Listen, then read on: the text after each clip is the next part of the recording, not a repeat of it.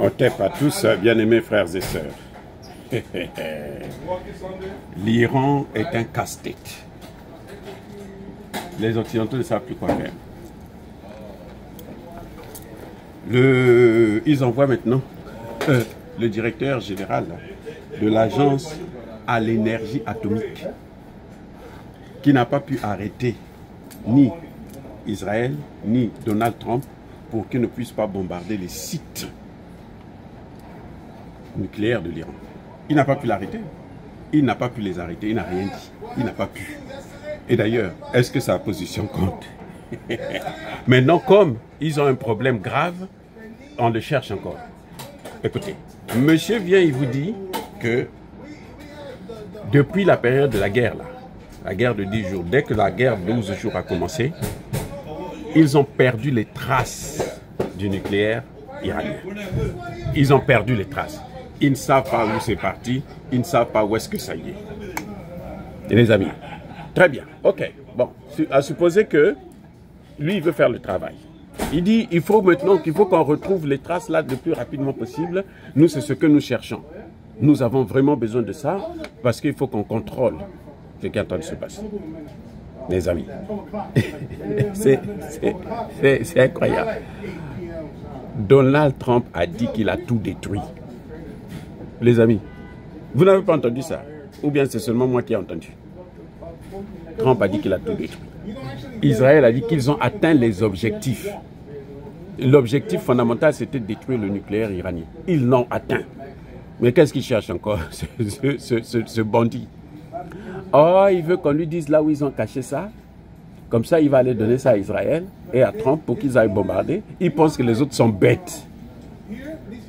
Attendez, il pense que les autres sont bêtes. Hein? Les amis. Mais il y a un problème avec ces gens-là.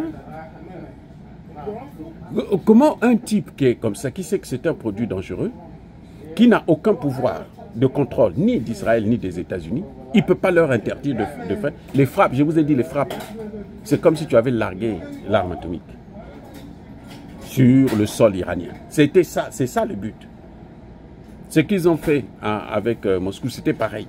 On largue pour toucher les bombardiers qui portent des têtes nucléaires.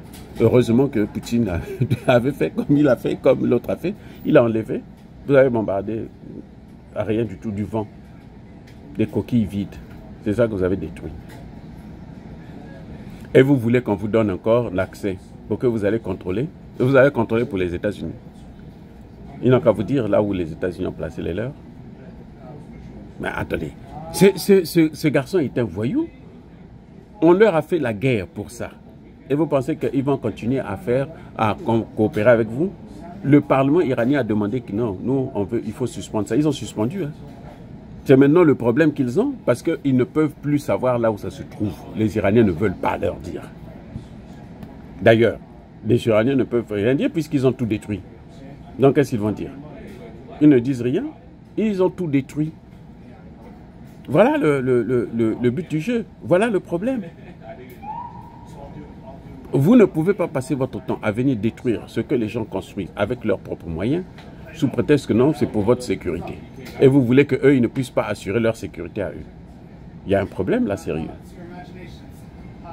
Vous avez dit que vous avez atteint les objectifs. Alors pourquoi vous cherchez encore à savoir là où ça se trouve? Hein? Donc vous n'avez pas atteint les objectifs? Donald Trump a dit qu'il y a eu la destruction totale. Totale. Tout a été détruit. Alors, si tout a été détruit, pourquoi vous voulez encore savoir là où ça se trouve, là où il y en a d'autres? Comme ça, vous allez détruire aussi? Non, c'est-à-dire que cette agence-là, elle ne sert à rien. Ces agences-là, en fait, ce sont des relais de la politique occidentale. Quand les Occidentaux veulent faire quelque chose, ils vont prendre ces agences-là pour leur faire planter des rapports à la con, inutiles. Et puis bon, ils prennent ça et bon, ils utilisent ça comme si c'était maintenant des armes. Quoi. Oui. Eux, ils ont toujours passé leur temps comme ça. Tu ne peux pas te plaindre pour chercher le nucléaire iranien, alors que quand l'Iran a été dans des problèmes, tu n'as pas pu arrêter. Tu sais toi-même, tu connais la dangerosité d'une intervention militaire sur un site, mais quand même, tu ne peux pas arrêter ça. Et maintenant, les gens se défendent à leur manière. Tu veux qu'on te dise encore là où ça est, comme ça tu vas aller leur donner. Le même jour, Israël aura ça, et vous allez voir, ils vont bombarder, et toute la ville va disparaître. Tout le site va disparaître. Et puis, ça va enflammer la zone. C'est pas pour rien. Trump, avant de faire ça, vous savez quoi? Il a déplacé les militaires américains pour qu'ils soient loin des radiations. Vous vous rendez compte? Il avait déplacé les militaires, pourquoi?